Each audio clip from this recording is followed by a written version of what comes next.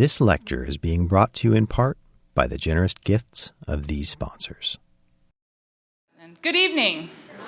I'm so happy to be here. So I just want to thank all of you for coming out tonight. I want to thank the IHMC Ocala staff for setting everything up. You guys are awesome.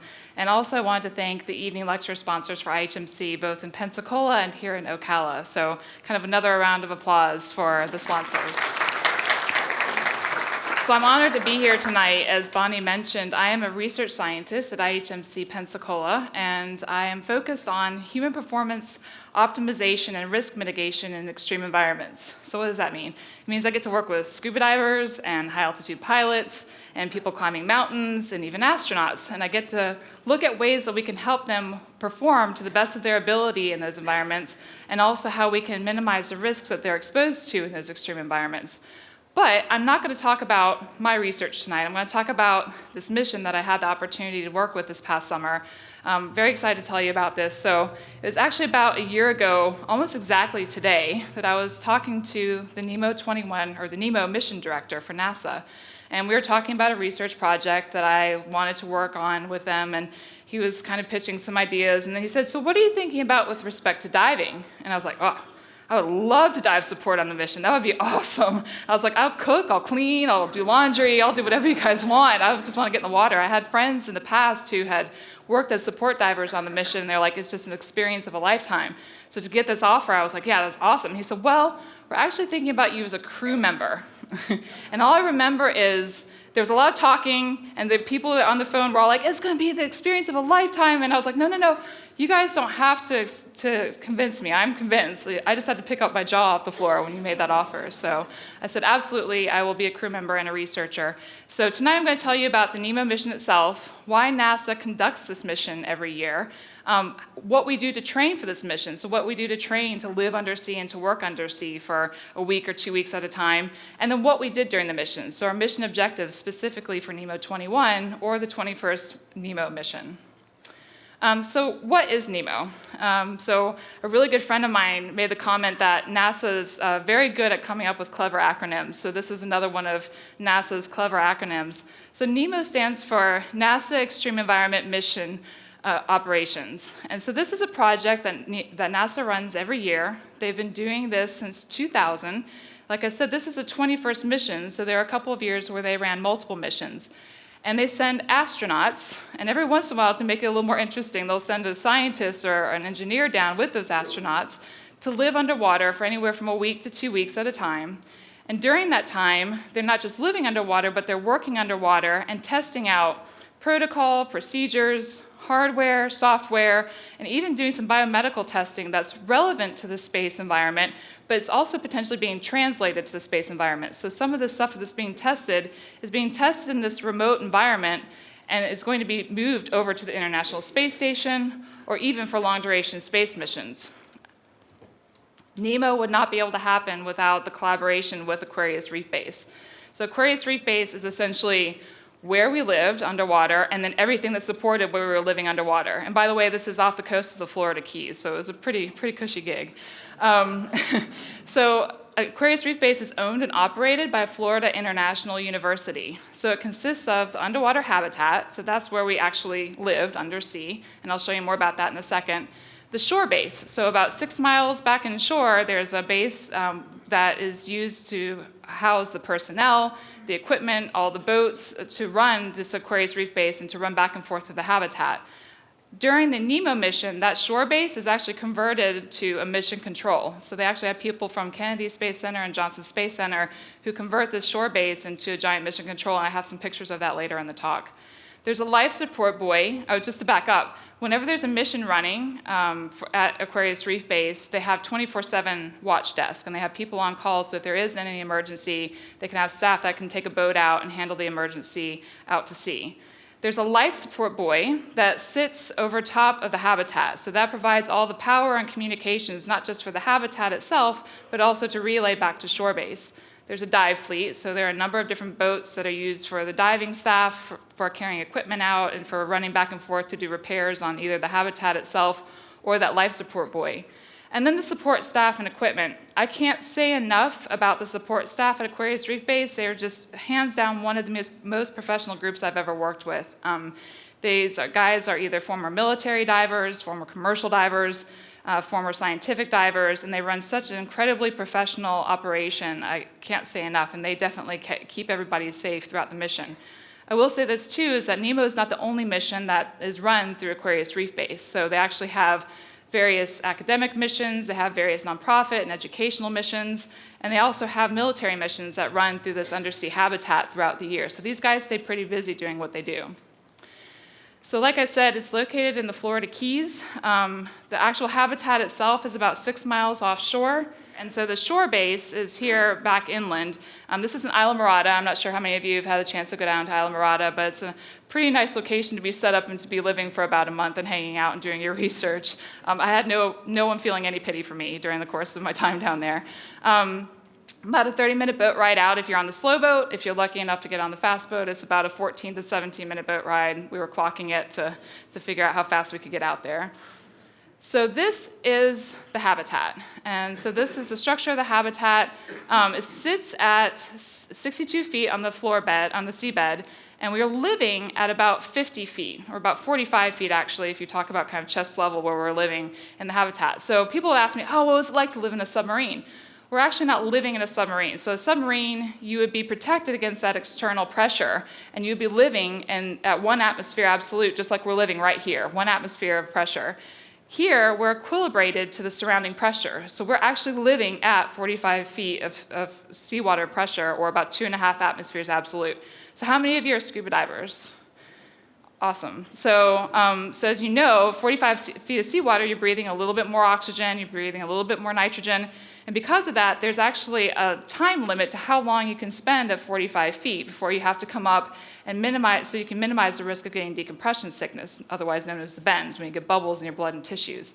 So that's for typical scuba diving. Here, we're actually living at 45 feet of seawater for 8 days. So you get to a point at about 24 hours where your tissues are completely saturated with nitrogen. You can't take on any more nitrogen. That's a great thing if you're trying to do operations undersea. So that means we can go in and out of the habitat. As long as we stay at 45 feet or deeper, we can do excursions outside of the habitat and work out there for 4 to 6 hours, which is what we would typically do outside the habitat, without having to worry about decompressing or having to worry about any kind of time limits. The problem with that, or not problem, but kind of the flip side of that, is that to come up to decompress, it takes about 16 hours. So think about when you have a Coke bottle and you take the top off, and if you take it off really fast and all the bubbles go everywhere. So this is like 16 hours of releasing that cap off the Coke bottle to minimize the risk of getting bubbles in our blood and tissue. Now, we were in the habitat during that time. It was nice and relaxed. We actually slept through part of it. We had people who were running our decompression for us. So it was a pretty easy gig. But part of that is we can't go to the surface. If there is an issue, we have to handle it underwater. If we go straight to the surface in saturation, we die. Or there's a really good chance that we die. So part of this remoteness that we experience doing this NEEMO mission isn't just the physical remoteness of living in a small habitat away from everybody else. It's also the physiological remoteness of you can't just pop up to the surface and handle things. You have to handle everything there. And with that, there's a psychological pressure. And talking to the astronauts that have done this mission, they say hands down this is the most relevant space analog for training that they have been through, because you have that psychological pressure, you're living in a small environment, you have a physiological pressure that you're facing, so it's a great place to test out protocols, procedures, and see how people handle things and how people work with the different equipment that's put in front of them before this stuff is sent up to the space station. So this is a video of the sea test crew, and I'll tell you in just a second, so this is actually a previous NEEMO mission. Kate Rubin's NASA astronaut, and I'm pretty happy to be here. So these are all current astronauts who are all. And I'm Andy from ESA, and we're really excited, all of us, to start the sea test mission. And we welcome you to Habitat Aquarius. Let's take a tour.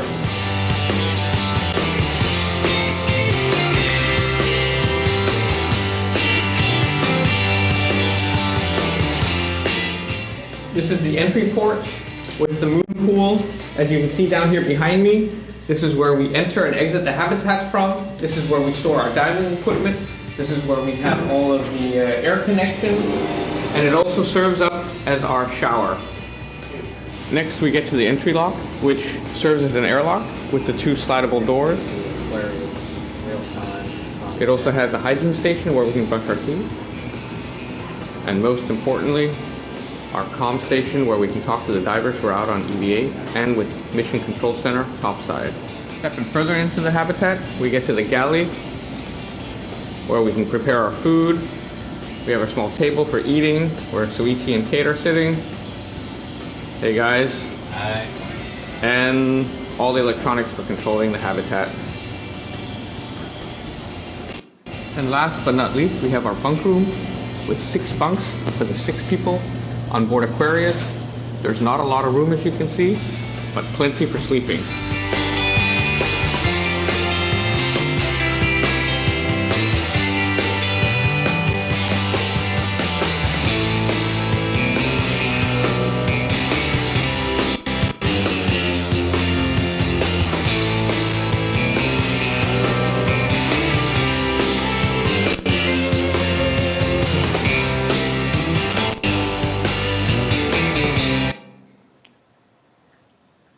Okay, so one of my favorite things about that scene as you go in, so that was the view that you had when you laid down at night. So we all slept with our heads so that we were looking out. You could look out the bow window, and you see all kinds of interesting critters that would swim by you at night and listen to all the little sea creatures feeding on the habitat. You hear all kinds of interesting stuff going on down there. But one night I woke up and I saw one of our giant fish friends hanging out outside the window watching us sleep. And I was like, well, that's interesting. I got to get a picture of that. So that's one of my favorite views. Now, that's one of the reasons I love that video. One thing I didn't mention, I don't know if you noticed in that schematic that I showed you of the habitat layout, there's a big white thing that was outside of the habitat. So that's called the gazebo, and the gazebo is there for a couple of purposes. So one purpose is for an emergency. So if something happened like a habitat fire where we have to escape, as I mentioned, we can't go to the surface. So we can swim out with small bottles and go into that gazebo space that's actually has an air-filled pocket, all squeeze in there nice and tight until the emergency personnel can come with chambers and help get us to the surface safely. One of the other things that the gazebo used to be used for, it was the toilet. And so previous missions, I was told that if you had to go to the bathroom, you put on your swimsuit, you took your mask, you took your fins, and you put your booties on. And you would step out on the deck and slide over. It's only like about that far from inside of that wet porch area to the side of the gazebo. So you feel your way over, and you slide in, and you go to the bathroom. I was like, well, why do you need your fins? It's to fan off the fish. The fish knew exactly why you were out there, and they were excited to see you, and they were excited to bite you. And I've heard some horrifying stories, actually. So we found out about a month prior to our mission that they were reinstating the toilet system in the habitat, and we were ecstatic. Previous aquanauts who were there visiting us said, that's not fair. You're not a true aquanaut unless you've used the gazebo. We're like, we will redefine aquanaut then. That's not a problem. So just by the way, aquanaut is anybody who's lived in saturation underwater. So for us, it was about 24 hours. We were officially aquanauts. We had 2 people who became aqua astronauts, so the 50th and 51st aqua astronauts. So those are people who've both been in space and lived in saturation in the water. So that was pretty exciting. So training for NEEMO. So it was really cool when you were told you have to report to Johnson Space Center for crew training. As a non-astronaut, I was like, I am so cool right now. I was so excited. So part of this was just to meet our other crew members. We hadn't met each other at this point. We were told who the other people were. We had a bunch of conference calls that were lined up, but it's not the same as actually meeting people in person. Mission overview, we did safety training, so we were there for about a week. And lots of waiver and consent signing, as you can imagine, kind of signing our life away. Classroom training for mission objectives, and then hands-on training. So some of the objectives that we did were pretty complex, like this DNA extraction and sequencing that I'm going to tell you about later. But we actually ran through a whole laboratory scenario where we practiced this. We started working with some of the tools that we were going to be using. So we actually had over 12.5 mission objectives. So these are different research projects that we were doing during the mission. So they kept us pretty busy. A review of Microsoft Word, which I thought was great. But they just wanted to make sure that we could use the laptops that were in the habitat. CPR, first aid, oxygen administration, And then the swim test. And just by the way, this is one of my pictures from training. We were driving from one of the buildings at Johnson Space Center to the other, and just oncoming lane, here comes the lunar rover, which I thought that was pretty cool. So, so I actually stopped. You can see there's a car right behind me who's probably really angry with me at that point, but I was like, I have to get a picture. So I don't know if you know, but the lunar rover, a large part of that was designed out of IHMC through meetings that were here out of IHMC. So it was pretty cool to see it in action, or at least in action on Earth there. So swim test. And Dom will appreciate this. Dominic D'Agostino has been to see the Neutral Buoyancy Lab. I'm not sure how many of you have ever seen the Neutral Buoyancy Lab. This is where astronauts go to train for spacewalks. So they go into a full suit, completely suited, and they're actually lowered into the pool by a crane, and they have divers around them while they simulate a spacewalk. And they do this over and over and over again prior to going into space to get the muscle memory and to get familiar with the protocol and procedures for whatever specific objectives they have when they're going into space to do their missions. They can just get really familiar with everything, so it's kind of second nature by the time they get up there. So they essentially have an entire mock-up of the International Space Station in a giant pool that's about 45 feet deep. This does not do it justice. So when Dom and I actually went back to Dominic D'Agostino and I actually went to visit about a year and a half ago. It's the first time I think either of us had seen it.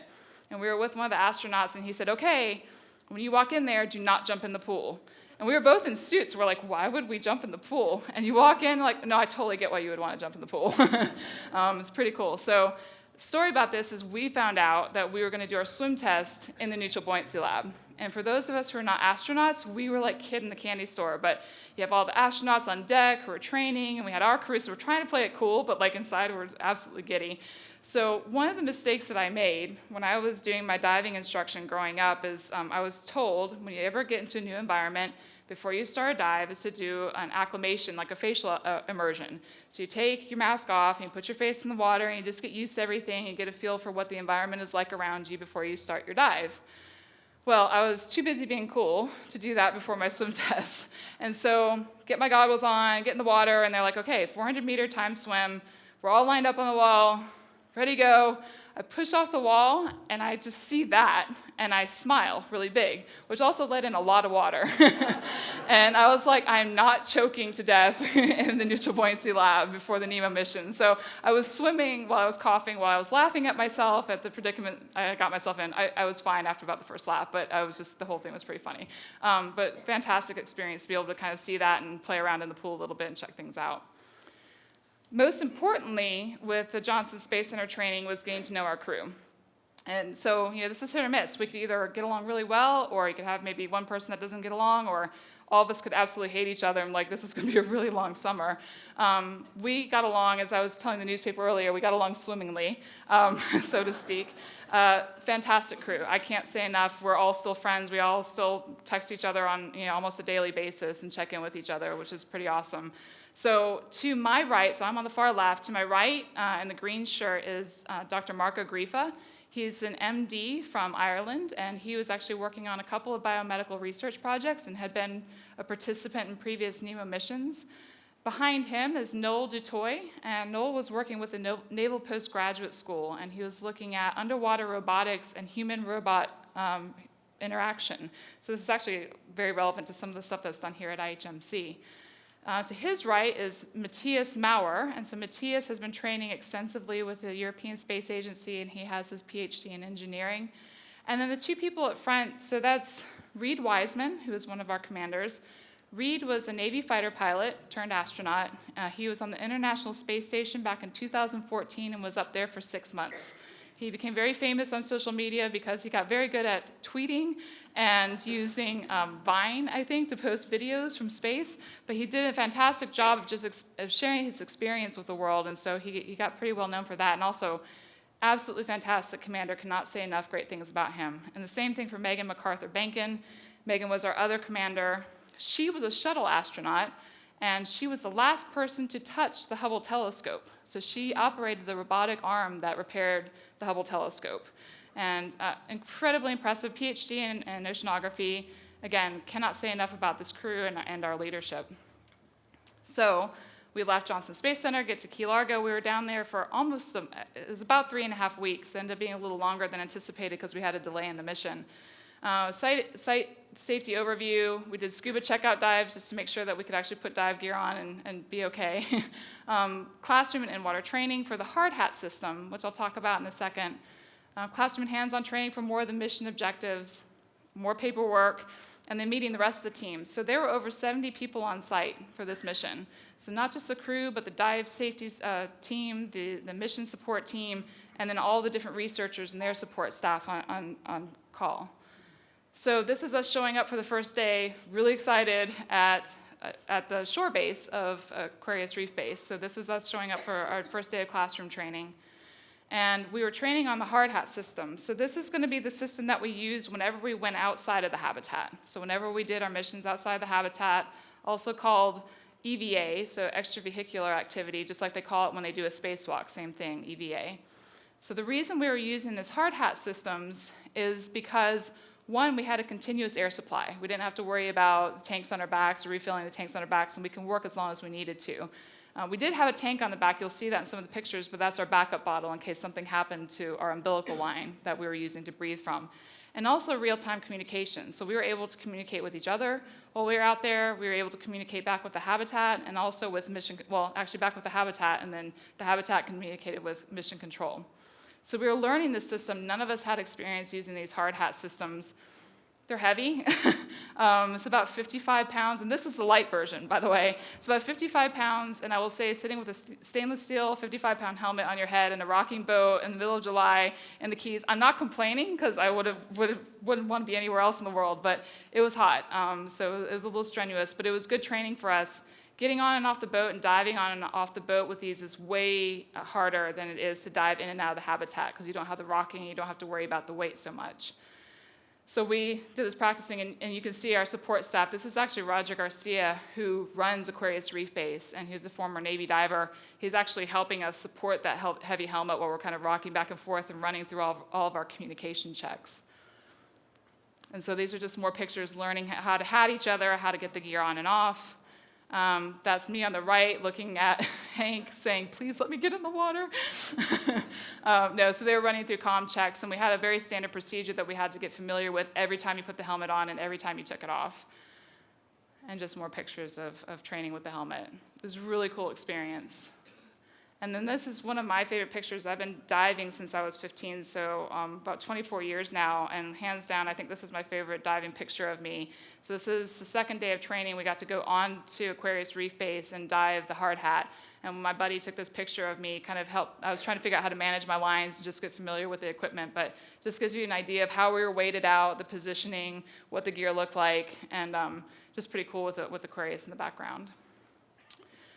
So classroom training, this was building coral trees for the Coral Restoration Foundation. So just learning how to piece these things together. I'll talk more about the objective in a few minutes. Coral identification. So one of the major missions that we had when we were outside of the habitat was working with this FIU marine science program where we were identifying coral species and collecting them. And so we're kind of using this as a planetary exploration analog, but the main objective was to identify these coral species that they wanted to find and then collect the samples. So it turns out some corals are really hard to identify, and we have a full-blown appreciation for the marine scientists out there who have to do this on a regular basis. We would actually walk around in the house with flashcards and test each other, at the end of the night after we had a drink after dinner to see if everybody was still on their game. So this is something that we kind of trained on continuously just to get familiar, so we weren't wasting time when we were out there trying to identify these coral species. So this is us just training on scuba, just starting to get an idea of what we need to look for. So splashdown. This was delayed. Splashdown is essentially the start of the mission. We were delayed by a couple of days because of weather. And you think, oh, well, you're underwater, but the conditions were rough enough. They didn't want to risk putting people in the water and trying to move really heavy equipment that needed to go in with bad weather. So they waited a few days, finally got to go in. We're really, really excited. I love this picture, one, because Reed is the selfie king. Two, because you can see a lot of our support behind us. Even early on a very rainy morning, they're behind us to cheer us on and say, go get them. So it was pretty fantastic. So this is swimming down to the habitat, so we had a professional photographer who's actually working with us to capture the splashdown as they do every mission. So just a couple of my favorite photos from this. We did a whole series of photos. So this is all the crew behind. I don't know if you can see all the different flags on our suits. It was a very international cruise. So we had Mark, who I mentioned was from Ireland. Matthias is from Germany. Noel Dutoy is actually from South Africa. And then the rest of us are US. So it was pretty mixed crew, which is awesome. The two guys in front are the guys who kept us alive. So the guy on the left is Sean Moore. He was a former Navy diver / commercial diver. He is the guy who was outside with us when we were doing our simulated spacewalks and doing all of our outside activity. We had over 600 feet of umbilical. So that's the line that's attached to us, to our helmets, and giving us all the air and the communications that we need. 600 feet of umbilical is a lot when you're in the water, by the way, because it can snake and tie and twist and do all kinds of crazy things. It gets a mind of its own. So he was there helping us manage that and keeping us from doing anything stupid, essentially. And he also helped manage things inside the habitat. Hank Stark on the right is a former Navy Master Chief, and he's essentially the guy who ran the show. Even though we had 2 mission commanders, he was the guy that everybody listened to because of his vast experience. Fantastic guys. I look forward to working with them again in the near future. So Hank and Sean actually ran inside, threw on dry shirts, and then we took another crew photo. And this is one that they did for all, they've done this for all the missions. So this is us on the outside. This is the 2 habitat technicians sitting inside at the galley window. So that's actually the window we would look out from at night when we were eating our dinner, or in the morning while we were having our coffee. We just sat around and just watched fish all day. So. And then this is my favorite picture. And I think this is my favorite because it captures our personalities to a T. If you know all of our quirky personalities, it's just a fun picture to have. I actually have this blown up in my house. So the sad part of all this was we did all these pictures, splash giant, ready to go. We've been doing all this training. Noel and I didn't go in. So this mission was a unique mission in that they split it. So it was 2 of the crew members stayed down for the entire 16 days. So that was Matthias and Megan on the right. And then Reed and Mark came up after 8 days. So they actually decompressed everybody in the habitat. Reed and Mark came out of the habitat. Noel and I were there to do like a high five handoff on the surface. And then Noel and I went down into the habitat. They recompressed, or they had already recompressed, so we swam down to the habitat, and then we started our 8 days. So Megan and Matthias essentially did 2 back-to-back 8-day missions. So they were there for the full 16 days, but they wanted to simulate a crew handoff just like they do on the International Space Station and see how that worked and see how the leadership change worked, and they were evaluating a number of things on that level. So we were really sad, because I can tell you, I was like, I wanted to grab hold of their fin, like, no, come back, or let me go in with you, but they wouldn't let us anywhere near, so we had to go back up to the surface. So our crewmates were so nice to send this picture to us from down there. So Noel and I went to our favorite bakery and got our favorite chocolate croissants and a drink and sent this picture back to them. That's about as good as we could do. So, and then we were kind of stuck up there. But we ended up doing research. We both had research projects that we were running. So during that 8 days that they were down, we were running research projects and just getting everything organized for our mission objectives. And like I said, there was a crew handoff between Reed and Megan as far as leadership goes. So one thing to note, we actually got to swim back down. So this is supposed to be a couple days into the mission, but because we had the mission delay, it actually ended up being the next day, so it wasn't as dramatic as I made it sound. So the next day, Noel and I had our shirts sent down that morning.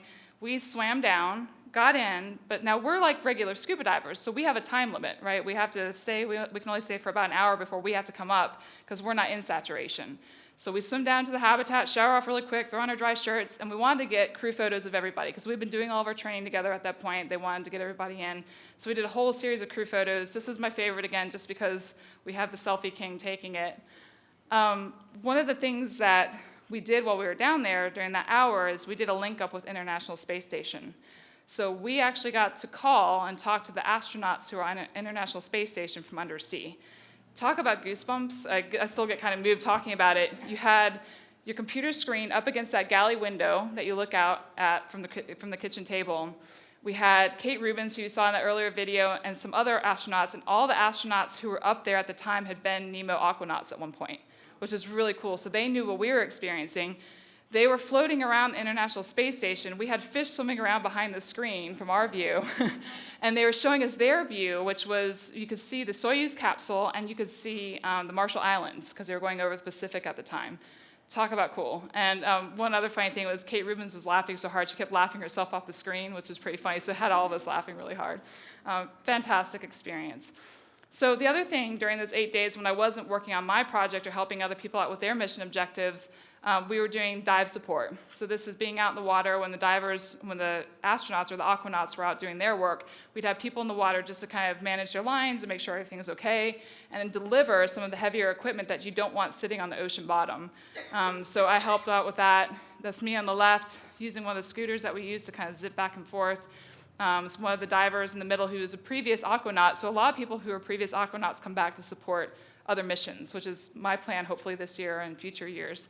And then to the right you can see Reed. We always try to have a camera handy, so whenever the support crews swim by the window, we get a picture with them. So a lot of fun. And actually I did the same thing. So I was down supporting, so I swam by to say hi to my crew and actually surprised them. So like, it's Dawn, okay, great. And I was like, yeah, I'm going to be in there soon, so don't get too comfortable. So finally, Reed and Mark came out. I got to go down with Noel. So this is our crew that I lived with for 8 days. So what did we do inside of the habitat? So as I mentioned, there were about 12.5 mission objectives that we worked on. And they were either EVA, so this is extravehicular, so things that we did outside of the habitat, or IV. These are intravehicular, so things that we did inside the habitat. And so with with about 18 mission objectives, we had a lot of different partners and collaborators that were involved, and that's why we had over 70 people that were on site to run this mission. So these are all the different groups that made this mission happen, which is pretty impressive if you think about just trying to organize logistics and keeping everybody happy who's been putting funding and putting their time into running this mission. So one of the things that they emphasize is making this as space-like as possible. So I mentioned that we turn the shore base into mission control, that Kennedy Space Center and Johnson Space Center crew come over and set this up as mission control. So this is a view of them going over planning for the next day's mission objectives. And here we have mission planners, we have researchers, everybody kind of gets to chip in, and say like what's important to them or feedback from that day's notes from the crew. So one other thing to notice, and this is what they're looking at on the screen, is we were following a very strict timeline. So just like on the space station, when you have 12.5 mission objectives that you're trying to accomplish in a very, very small space, and some of these take really long, some of them you finish in 5 minutes. You have to have a group that actually schedules these, and you have to follow a strict timeline, because otherwise you're going to be running all over each other, you're going to fall behind in your schedule, you're going to have other crew members are going to have issues trying to get their stuff done if you're in their way. So the astronauts will tell you that this red line that you see, that's the actual time, and all the blocks are different tasks that you're in. So each person has a timeline to follow that day. You want to stay ahead of that red line. As soon as you start following behind that red line, not only is it affecting you, but it's also affecting your crewmates. So the astronauts will tell you that one of the psychological strains when they're in space is that red line. You're always living with that red line, except they get about 1 day off a week where they don't have to live with that red line. But other than that, they're constantly on a timeline. So we would wake up at 6 a.m., have about an hour to ourselves where we could just get coffee, kind of chill out a little bit, go over that day's plans, and then we hit the ground running at 7 o'clock. And we were usually on schedule till about 8 o'clock at night. And then from 8 o'clock to whenever we wanted to go to bed, that was free time. So it was interesting. The psychological stress was definitely there, just trying to stay on top. You see the dashed lines, that indicates that we had a communication delay. So after the first few days of the first half of the mission, they instituted a communication delay, just like you would have in a long-duration space mission. So about 15 minutes each way. So you can imagine we're trying to work through different objectives. If you have issues, one of the things I want to test out is, can we figure things out ourselves, or are we just going to be completely flummoxed because we can't get hold of the science team to figure the next thing out? So that was a big part of the mission. Unfortunately, I was like, can't you guys reinstitute the normal time communication for at least the first few days I'm down? They're like, nope, you got to run with it. I was like, okay, well, I'll figure it out when I get down there. So that was really interesting. And then the other thing that they make very much like space is the intravehicular communication and this mission control. So just like when people do spacewalks, they have communication with inside the shuttle or inside the International Space Station, and then the International Space Station communicates back to mission control. We had the exact same communication line set up for all the mission objectives that we were doing. So with that, EVA, so these are some of the things that we did outside of the habitat. One, we tested out some equipment that's been designed and software that's been designed for planetary exploration. So you can't really see it here too well, but here's an iPad that we all carried, and we used that for when we were out doing our mission objectives, and they had cue cards. So essentially it would tell us where we needed to go, what we were looking for. Once we found it, if we find this, then how do you sample it? What equipment do you need? And gives you all that information, because with all these different objectives, you can't possibly remember everything off the top of your head. And same thing with the astronauts who are doing work in space. So we're testing out some of this new cue card software during the EVA for all the different things that we were doing. We're testing out, like I said, the human-machine interaction with the robots. So this is an undersea robot, and it was carrying tools. It would carry samples for us. It would capture video for us. And so we're looking at that interacting with the surface crew, back with mission control, and then the robot itself interacting with the diver. So there's a lot of different components there where we were testing out this human-machine interaction for undersea. So this is of interest to the Navy, but there's also interest there for NASA as they move more towards doing more work with robots in space.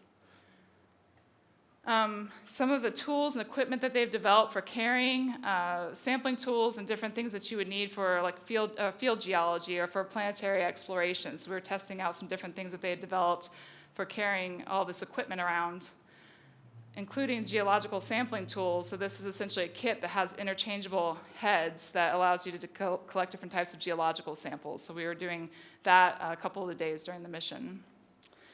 This is a really cool project. This is probably our favorite one as far as the extravehicular activity. So we built these coral trees at depth.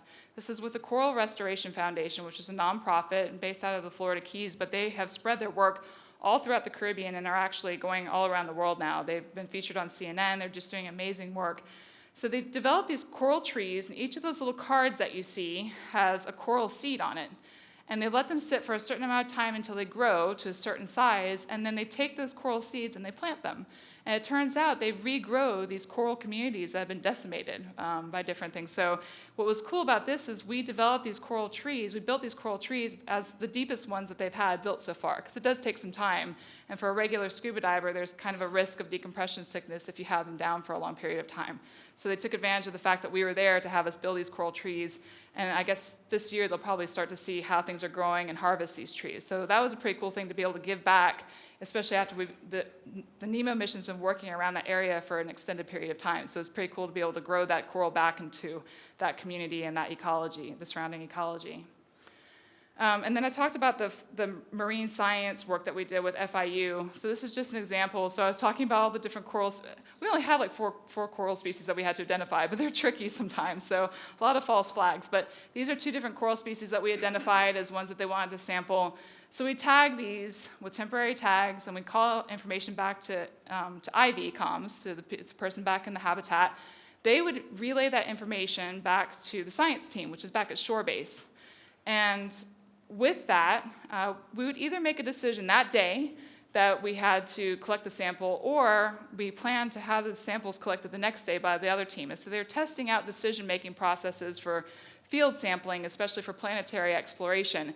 Is it best to have the team try to relay all the information and get all the samples collected in one fell swoop, or is it better to wait the next day, let the science team make the decisions, and let another team go back and collect samples instead of trying to crunch it all into one time period? So that was one of the things that we were assessing during the EVAs. And this is just another picture of Reed actually sampling. So depending on the type of coral, we had different tools for how we had to sample those. And we used those cue cards that I talked about for telling us how to sample those different types of coral. And then optical communications underwater. So in water, one of the biggest issues is trying to send communicative signals through the water. And so Embry-Riddle University has developed underwater comm systems using optical communications. And so we were looking at optimal distances for this communication signal to travel and just testing that out during the mission. And we had fun too. So this is a video that Megan and I took.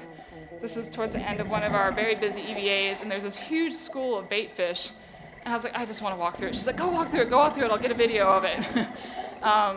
So I'll tell you that we all had call signs or nicknames. My call sign was Dawn of the Deep. So everybody was laughing that I was commanding all the fish undersea, but I was having fun. What you can't hear is me going, ah, while I was walking back through all the fish. So have to have some fun. So interior objectives. So when we weren't diving, so when we did those dives, it was 4 to 6 hours plus about an hour of prep work, an hour of debrief after. So that was a big part of our day if we were diving, and that was every other day. When we weren't diving, we were working on interior objectives. And even on dive days, we still had interior objectives to run through. So they kept us pretty busy.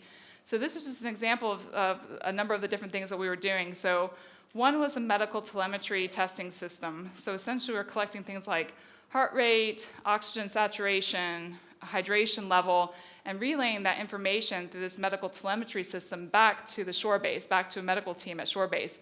And NASA's obviously interested in this because they'd like to have this in the space station and have this kind of data relayed back to a medical team, back kind of real time back to mission control. So we did this every morning and every evening, and actually there were electrodes that went along with this that you had to stick onto yourself. I will tell you, we were not happy with those electrodes by the end of the mission. We all had like raw patches, but anyway, it was really interesting to see, and I think it'll be cool to see how that progresses forward, especially with NASA applications. This is actually my study, and I was doing this in collaboration with Marco Grifa, who's the Irish physician that I was one of my crew members.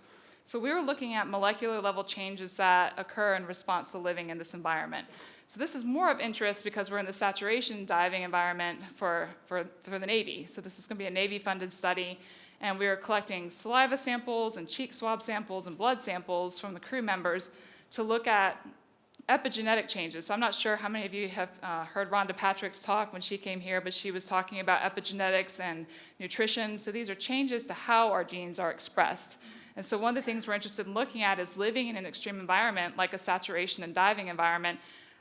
Are there changes that occur to how your genes are expressed? What are those changes? And are they adaptive responses? Are they changes that could put you at risk for something else down the line? Or are they good changes that make you healthier and your immune system stronger? We don't really know. So this is just a start into looking at these molecular level changes in response to saturation diving. Mark Ogrifa was looking at telomere length. So telomeres are essentially the caps at the end of your chromosomes. As you age, they shorten. So one of the things about living in an environment like a saturation diving environment or even in space is it's looked at as like an accelerated aging environment. So it's a place to kind of test out accelerated aging technology or anti-aging technology. And so one of the things he was looking at is, one, do your telomeres shorten in response to living in an environment like this? And two, he was working with a company that actually has technology that re-lengthens telomeres that have been shortened. And so this is only in samples. This is not something that we took. It's not a pill that we took or anything. This is just some blood samples that they ran in culture. But if it was shortened, could you apply this technology and then re-lengthen these telomeres? So kind of an anti-aging pill, a fountain of youth pill, if you want to get fancy about it. So pretty interesting. It would be interesting to see how that moves forward, again, in the space environment, but also in the diving environment. Astronauts are known to have issues with vestibular function after being in space, so balance issues, and so they have this portable vestibular function testing device that they can use both in space but also after the astronauts land and throughout their recovery. So we did vestibular function testing baseline back at Johnson Space Center, and then we did it, I think, about every other day or so while we were in the habitat to see if there was an effect on our vestibular function. There was, and so what was interesting was we all kept kind of running into one wall in particular, especially for the eyes closed, heel-to-toe walk. And it turns out the habitat was actually on a bit of a slant. So I don't know how they're going to incorporate that into the data analysis, but we figured that out about halfway through the mission. It's like, well, that's interesting. So it made us feel better, too. This is probably our favorite intravehicular mission, or the most competitive one, at least. So we all got to extract DNA from a sample that we collected. We got to pick wherever we wanted in the habitat. So I picked behind the garbage can and like the nasty corner, smelled pretty funky and everything, and I swabbed that, and everybody got to pick where they wanted to. So there were some pretty interesting spots that people picked. Extract the DNA from that sample and then sequence the DNA so we could identify what kind of bacteria were in that swab. This is really unique because back when I first started getting into this research to sequence DNA, you're talking about a sequencer that's like bigger than this podium. The sequencer that we were using is smaller than the palm of your hand. It's not enough to actually like sequence a whole human genome or anything like that, but it's enough to tell you what kind of bacteria you're looking at, which is really important in space. Right now, they use open cultures. They actually do cultures in space, which is not ideal for a number of reasons. So this is a way that they can identify what kind of bacteria they're finding up there, or if somebody's sick, what kind of bacteria are present, or if there are bacteria present. So Kate Rubins made the news big time again when she just went up into space. She was the first person to use this technology and sequence DNA in space. So that was really exciting for everybody. She's actually a former microbiologist. She didn't swab any samples up there. They gave her preset samples, and they just wanted to see what her results were compared to back on land. But the next step will be to start swabbing things and looking at the extraction and the sequencing up in space. So really, really exciting times. I will say that my view from that bench is way better than my view from my grad school lab bench, all the sequencing and all the extraction work that I did there. So this is just Noel loading up the sequencer. You can see how small it is. It's pretty fantastic. And it became very competitive, who could get the most reads on the sequence. And we were talking about if we find like a unique bacterial species down there, because you're talking about a pretty extreme environment, and who knows what's evolved to live down there. So we were talking about who we're going to name it after and what it's going to be called. So it'll be interesting to see. They're still comparing our results to results that they got from samples that were collected there and sent back for a land-based sequencing. So I'll keep you guys in the loop on that. Matthias here is working with a thing called MobiPV. So one of the things you're talking about, all these tasks that we have to run through. But if you're talking about really intricate tasks, what you don't want to have to do is keep picking your head up and looking at the instructions while you're trying to do something that's hands-on. So European Space Agency has developed technology that will read to you and step you through the instructions real time as you're stepping through a process. So he was testing out this MobiPV technology in conjunction with technology they've developed called the Aquapad. And the Aquapad essentially looks at water samples to look for potential contamination. And both of these are going to be sent up to the International Space Station and tested out. I think actually they are currently there right now.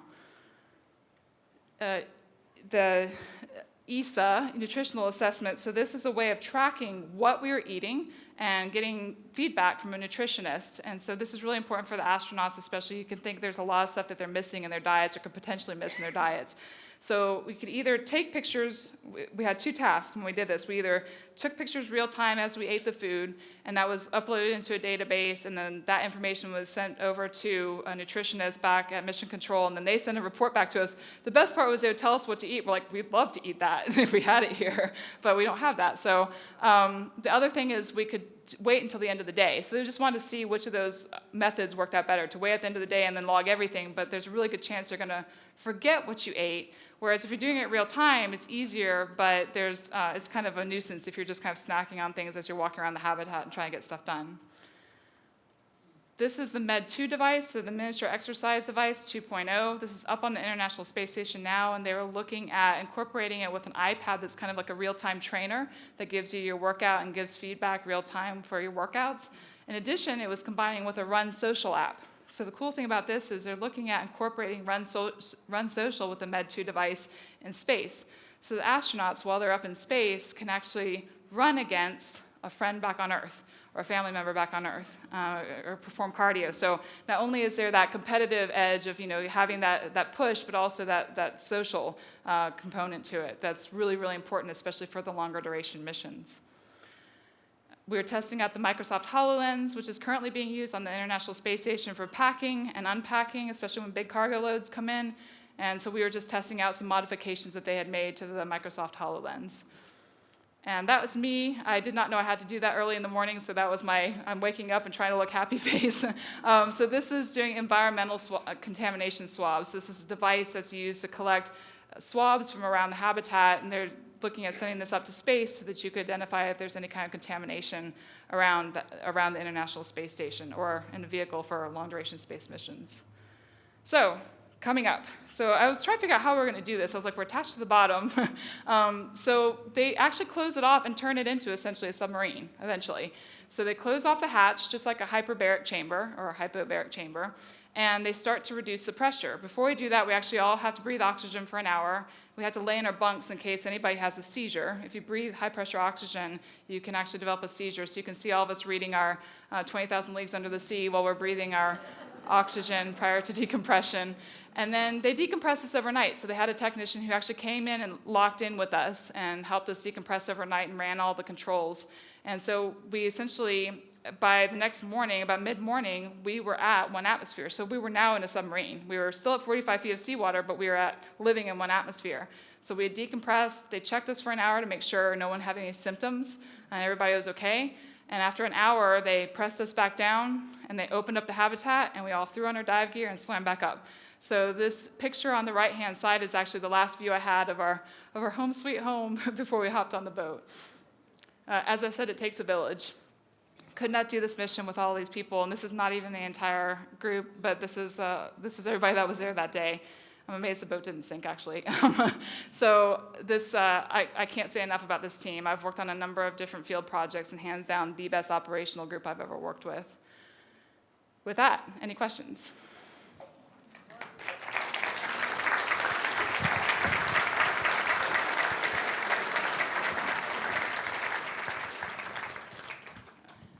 Being that the objective was enhancement of performance in extreme environments, was there an aha moment or a breakthrough towards that end that you observed, that you discovered, that comes to mind?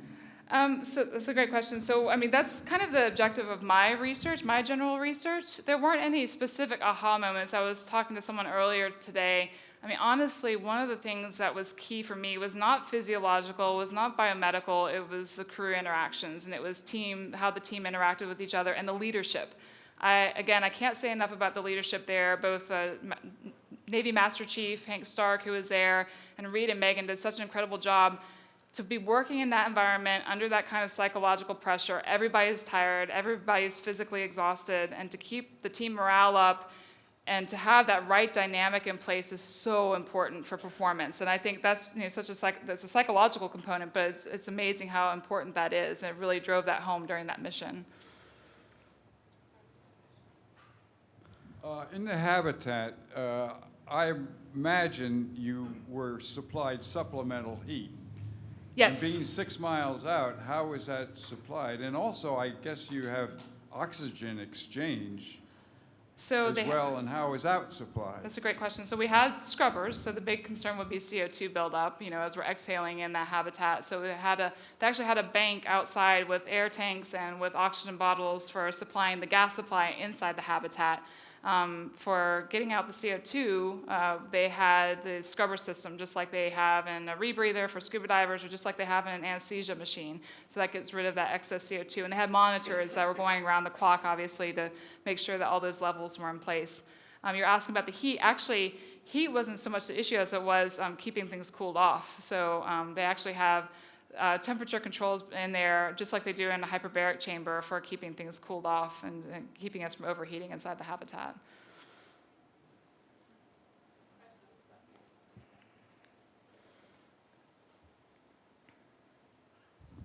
Nice talk, thank you. Thanks. Cozy sleeping conditions. Did anybody snore? Yes. I will not say who. Yes, but I will say they warned us to bring earplugs, which didn't even cut it, actually, I have to say, because we were really cozy. So headphones, I had some really good music on my headphones, and so I found that helped significantly. So, yeah. You mentioned psychological aspects. What was it like after it was all over? I mean, you have sort of this high that goes on for 8 days, and then you come back. Yeah, I was sad to leave. So, I mean, I will say it's a mix, right? You're tired. You're really tired at the end. And I remember we're all sitting there during that hour wait when we finished our decompression, before they pressed us back down, and we're all staring out the window and kind of contemplating what was next in life. And what was interesting is I talked about Noel Dutoy, who was with the Naval Postgraduate School. He actually made the decision during the mission, during one of the last days when we were in the habitat, to take a job offer at Apple. And it was that much of a life-changing experience for him. So he was like, I've got to do something more important with my life and more impactful with my life. I will say, coming off of it, I was warned, you're going to be bummed out, and you're going to have to go through this transition period of not working in an operational environment. I mean, I kind of grew up as a technical diver and a cave diver in an operational environment, so I got that mentality. And then to go back, I love IHMC. This is nothing about IHMC, but it's just a different mentality to go from that back to academia, to standard academia. So it was a little bit of a hard transition to make for everybody, and it was interesting because we were all messaging each other like, we just want to be back together. But eventually, kind of like, okay, I have a purpose here, and next step. So what's the next adventure? What's the next thing to move forward? That's a great question.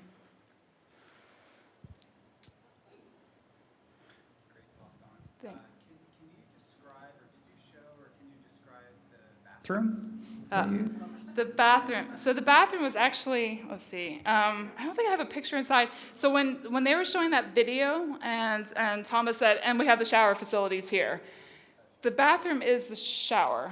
So the toilet is actually just in one little stall, which is way better than the gazebo, just by the way. So no one was complaining about that. So yeah, and it was essentially kind of like a typical, like a trailer or like a boat toilet, like a boat setup. So yeah. Oh. Any preliminary results from the epigenetic studies? Yeah, so we actually had to bank samples because there was a hold on funding from our funding source. So I'm hoping I'll have data on that in the next year here, or hopefully the next 6 months or so. There was from the telomere study, and so telomeres were shortened actually significantly. And so I haven't heard anything about the application of that technology I was talking about for re-lengthening, but yeah, we aged a little bit while we were down there, for sure. We have time for one more question. Were all team members on the same eating and sleeping schedule, or did you do any physiological studies to see what difference it made if you were not on the same schedules? We were all on the same sleeping schedule. We're pretty much on the same eating schedule as well. Like during the day, lunch was a little mixed, just trying to fit things in while we were doing our objectives, but breakfast and dinner were pretty much around the same time for all of us. So it's a great question, though, if that would impact anything. And I will say this, we're talking about the molecular level changes. I mean, one of the things to take into consideration is our diets changed big time while we were down there. So we were eating mountain house camping food, which most of us do not eat. Actually, I don't think any of us eat on a regular basis. And it was interesting. Really high sodium and super dehydrated, high in carbohydrates. So it'll be interesting to see different types of diets incorporated into that environment and what kind of impact that makes. I will say that we were lucky to have people who would be really, really nice. And I will say, as a crew member who was up when other crew members were down, if you wanted to make friends, send them some fresh croissants, and they'll love you forever. And also, someone sent us lettuce when we were down there, and balsamic vinegar, and it was homemade balsamic vinegar from this little French bistro, and we were all in heaven. So my last story, so we're all sitting around, and Megan and I are down there, and we got the lettuce down, and she got some apples, and she pulls it out, and we have a little bit of Parmesan cheese, so she's like, I want to make salads. So she got all the bowls, and she made salads for everybody. These really nice salads. And the two habitat technicians are sitting back, these two old Navy divers are sitting back, and they're watching, they're like, this is what happens when you get two girls in the habitat. So, all right. Thank you. Same.